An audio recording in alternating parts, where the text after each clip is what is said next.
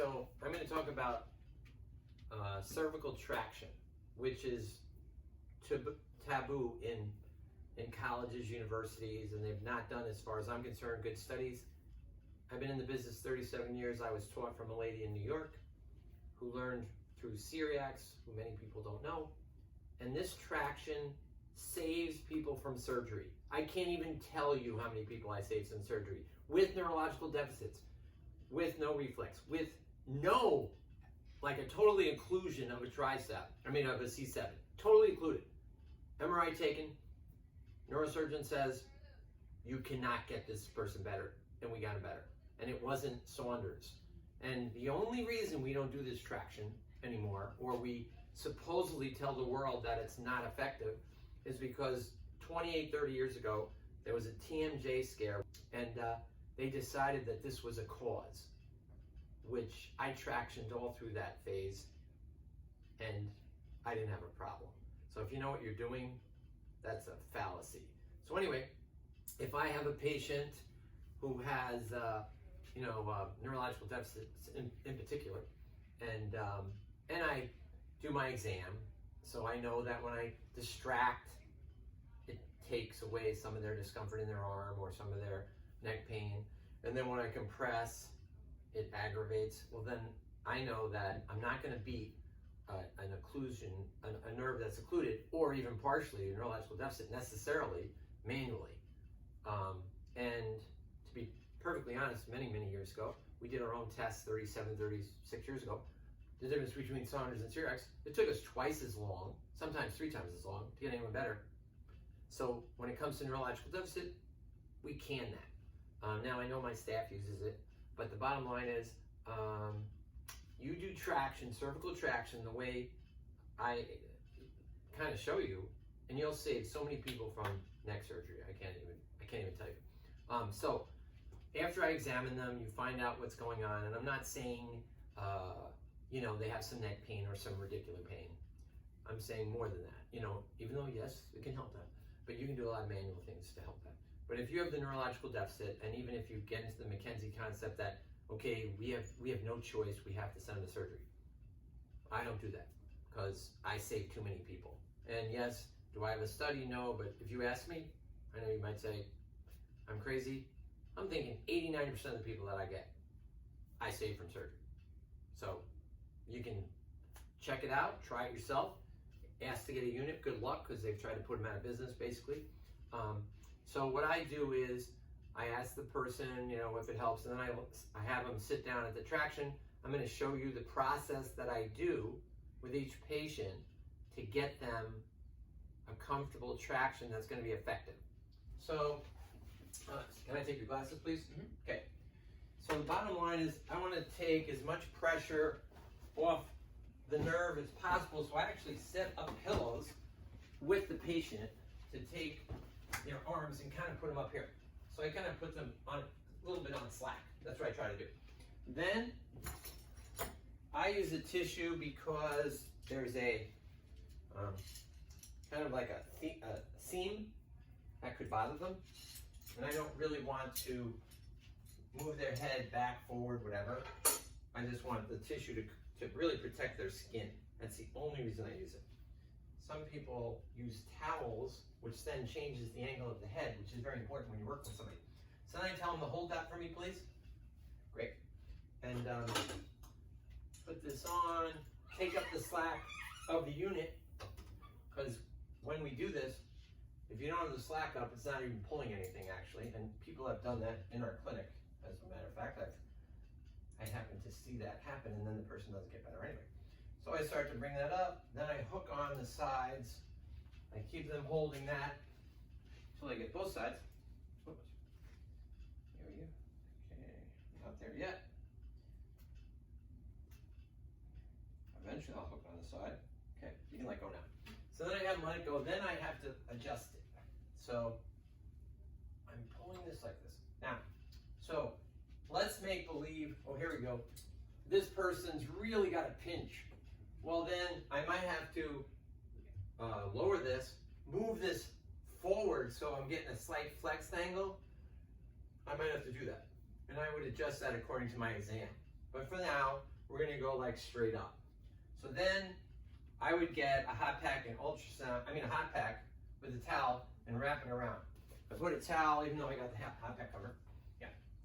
I put this on here. Now when you do this, sometimes you hit one of these and they let go, which is not a good thing. Okay, so once I get that in, now I start looking at the balance. So I'm gonna move that over. So sometimes the chair gets caught. So I turn the chair so I don't hit that. Then I can move it over more. Then once I get that lined up, so his head's lined up, so now this is a little slanted. So now I'm gonna pull this down because I want that equal as I can get. Okay. And then here. Now here's an interesting thing. So this one is, sorry, hopefully that doesn't hurt you. So now I like take my fingers like this, because I try to get it as close as possible to equal. Here and here. And then still, this isn't totally right.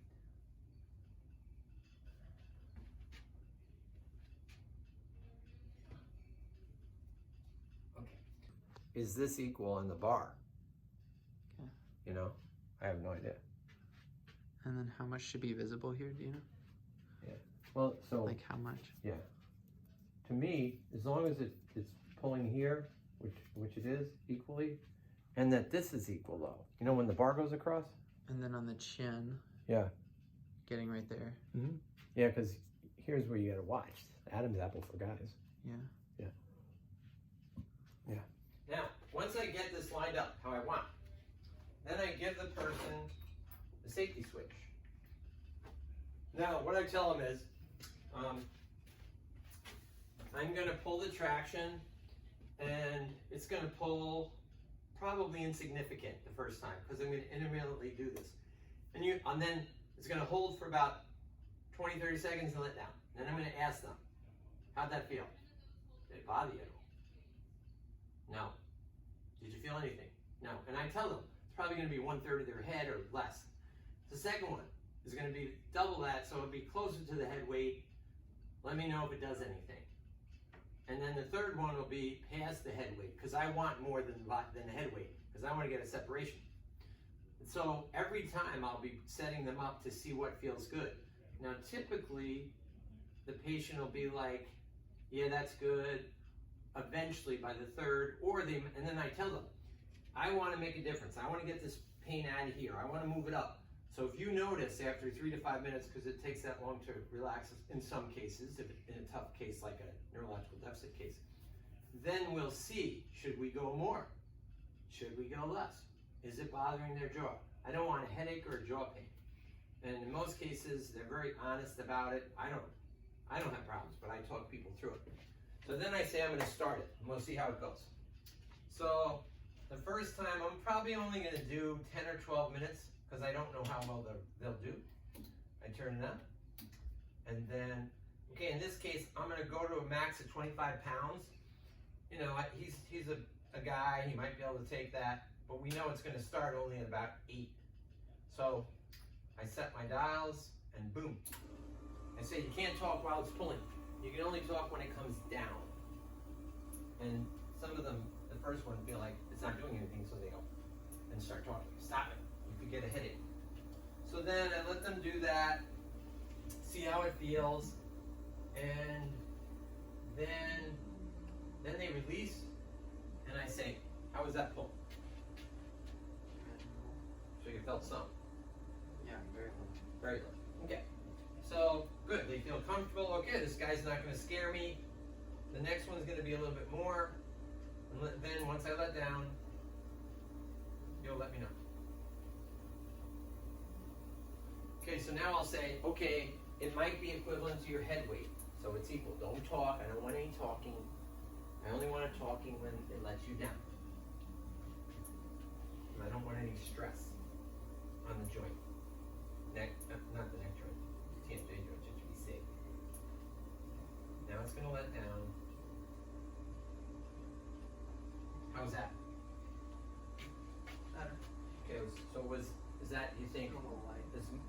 Okay, so was that more than you should take, or do you think you can take more? I can take more. Okay. So now I'm taking a guess, estimated guess, so I'm making it 25 on this next one. And we'll see how he feels after that. So then I'll only do this for 20, 30 seconds.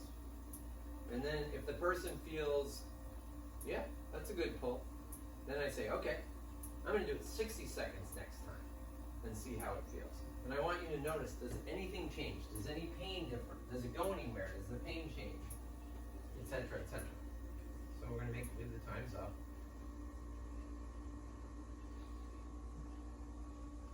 How's that for a pull? Or is it still pretty light? No, that was a good amount. Okay, so now the next one I'm going to go 60 seconds. So it's going to be longer. But if anytime you tell me this, we stop. So 60 seconds, see how it feels. For me, I always swallow just before it goes up because then my teeth are lined. Now it's going up. So now we're going to go 60, and I'm going to go 60 so that you can feel what 60 is like. And then it'll release. Now if they say any positive things like, yeah, that felt better, there is a chance they could say, up here, it's more intense. I'm okay with that because I want to move things central. So like the McKenzie concept, Cervix concept. So I'm just trying to get them comfortable. Here they are. They're scared to death. They think they're going to have neck surgery. They're just so scared. Your job is to calm them down and get them to realize they can beat this. Because if you get through the first acute, terrible stages, they're going to succeed. They will succeed. But fear is a huge thing. And I don't think we as therapists address those things as well as we should. So people are fearful going in, then people say, oh, traction doesn't work. You know, well, you didn't know how to set it up. And you didn't know how to bring the patient so that they're calm and they believe in what their treatment is. And I actually do sit here with them. What was that like? Okay. So you got used to it? Yeah. Okay. So the question is now, the best way to get this pressure off so that the disc moves is to keep it there. So I'm going to get a timer, and I'm going to let you go as long as you can, and then you're going to tell me that's enough. Okay? So then I would turn it on static, and I have a timer. So once again, the patient has they have the power.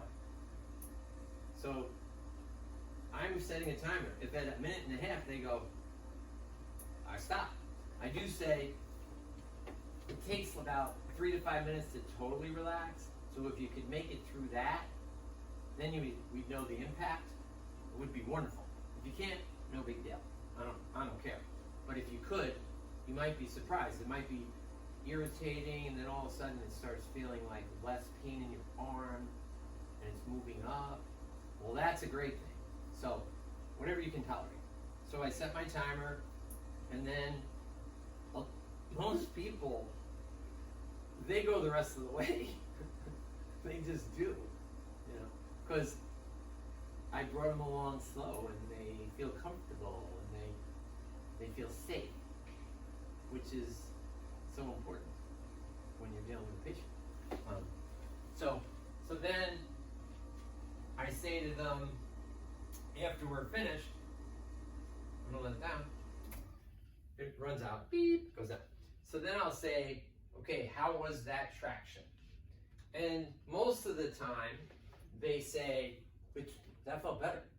Now, one thing I forgot, before they get in, I tell them, you could go, you get the traction, pain goes out of your arm or it's less intense. I let the thing down and it all comes back. Actually, it feels worse because it's the first time in weeks you had no pain or less pain, so you're freaking out. Number two, it could come down and you feel really good until you get to the front to pay your bill, and then all of a sudden it comes down.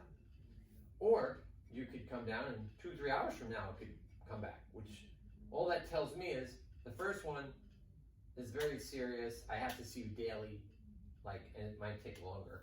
The second one, less long, and the next one takes less less time, because you've already had an impact. You didn't anticipate that. Usually you won't have that with a neurological strong deficit, but anyway, so then I take this off, and they're finished with their traction for the day.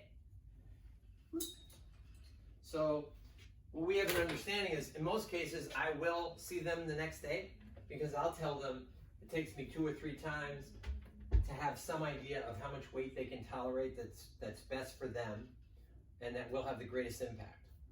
I will share a personal story. So I had my own herniation. I lost my tricep. This neurosurgeon said, "You will not get better, Fran, even though you're the most optimistic person there is." And I came in here, but I believe in traction. And I had the staff put me in at lunchtime, and I had them keep turning it up until the pain intensity started going. So I said, no rules for me. You can turn that thing up till I tell you to go like this. Because my arm was killing me. And they turned it up and turned it up and turned it up. And when they got to 60, my pain started to subside. 60 was my number. Now, of course, in school, you'd never hear that. You can't do 60. There's no difference if you do 30, 20. That's a bunch of crap. Clinically, there's a difference. And I've used 20 on people, it's worked. 30 on people. 35, I needed instead of 30. 40, 50. I mean, for myself, I tried intermittent at 120, actually. It didn't make any major difference, so I went back to 60. But the bottom line is, anything we've said about separation of vertebrae, separation of impact on disc, most of the stuff, no offense, based on the clinical responses I've seen for 37 years and the lady who trained me before that, they don't hold water. They do not hold water in the clinical setting. None, zero. So I just feel terrible that this is not utilized or taught anymore, because I saved tons of people. We saved tons of people from cervical disc surgery. If someone has TMJ problems, do you do anything differently? Okay, so I had an orthodontist who was scared to death about traction, and he made an appliance for himself, and he said it was worse with his appliance, so he ended up doing it without the appliance. Rarely, if I've tractioned over 1,000 in 37 years, way more than 1,000, if you said, has one person used or 1 or 2 people used a mouth guard or something, yeah, that's 0.001%. It's because I think the way I do it. I'm very slow. I'll bring them along slow, and I'll say, I don't want to aggravate your jaw. I don't want to give you a headache. So, and then as they work through it, at least for me, rarely do they use any type of appliance of any kind. Now, have I had 0.001% or less that I've had to put in Saunders? Yes. And I'm not as confident because it takes too long. So, yeah. What if they're like claustrophobic? If they're claustrophobic, I had a gentleman who was. I had him bring his wife. She held his hand during the traction. Of course, you have to keep the door open. But yeah, I had a guy faint. He's the one I had to have his wife hold his hand. He fainted during traction? No, he started to faint, but since I'm with them, I released it, put him on the table, and he was out. At the first session? The trigger for this guy, when he was in high school, he was 34 when I treated him. When he was in high school, he saw someone in his high school get kicked here and die. So when the traction, it brought all this on, and his parasympathetic system kicked, and he faints. So I knew we could beat him, and I didn't want him to go to surgery. So I asked him to bring his wife, and we did it at night after work, and she was able to come, and she held his hand the whole time, and he got better daily. Oh yeah, yeah. I don't mess around because I don't want the people to undo what we're doing, and then people say traction doesn't work.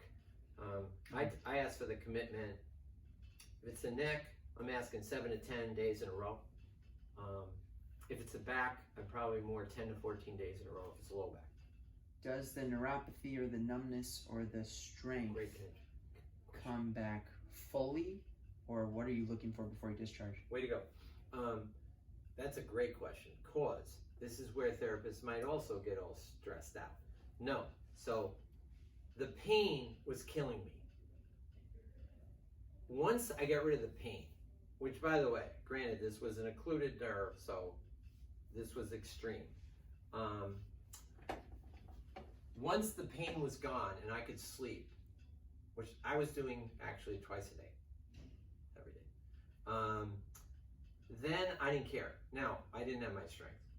You know, this was 4 weeks later, 28 treatments, and I had tingling. But I knew that would take time, you know. So the thing is, the tingling probably went away 4 to 6 months, somewhere in there. The strength, my total strength was back by 9 months. Yeah, total back. So it came up slowly. But I mean, I couldn't do this. Did you then work on that for the months, or did it just kind of naturally? Yeah, no, I didn't do any work towards it. Okay. No, because yeah, it just came, because once the conduction starts coming back, it's coming slow. You know, did I check it to see, oh, I can do this now? People would make fun of me. What do you mean? That's right. And then 1 pound, and then 2 pounds, and, you know, little by little I could do it. Yeah, it was, there's where some patients don't understand. It's not, let's work on this to get stronger. No, it's the conduction. When the conduction comes, you'll be stronger. You know? Yeah, that's a good question. So I don't, when I work with, and they start getting into the tingling or their strength, my thing is, the thing that's going to send them to the surgery is the pain. They can't take the pain. But once you take that away, and now this stuff, and usually with the neck, it's coming back anyway. The strength's coming back. Mine was occluded. That's different. With the average person, their grip's coming back while you're treating them. You know, their strength's coming back while you're treating them, because they only have a partial, you know, maybe slight occluded 20%, or, you know, not totally. Now, 2 things that can happen with an occlusion, and I don't know why one does and one doesn't. I have no idea. Some people get an occluded nerve and all the pain goes away. So it's just weak. So they think they're better, except for that weakness. Mm-hmm. And you know they're worse. And in that case, I do say to them, okay, I really accent to them, okay, this is your weakness. You have no grip, none, 0. We tested it, none. And then 10 pounds, 20 pounds, starts coming back. And they start, yeah, but the pain's killing me. It's killing me. I've already told them ahead of time, all your pain could come back. As you get your sensation back, it could come back. I say that to them. So then they're not freaked out. So it's surgery, or can you wait 2 weeks? Mm-hmm. Every day though. Yeah. Every day. Yeah. So in 2 weeks, you'll know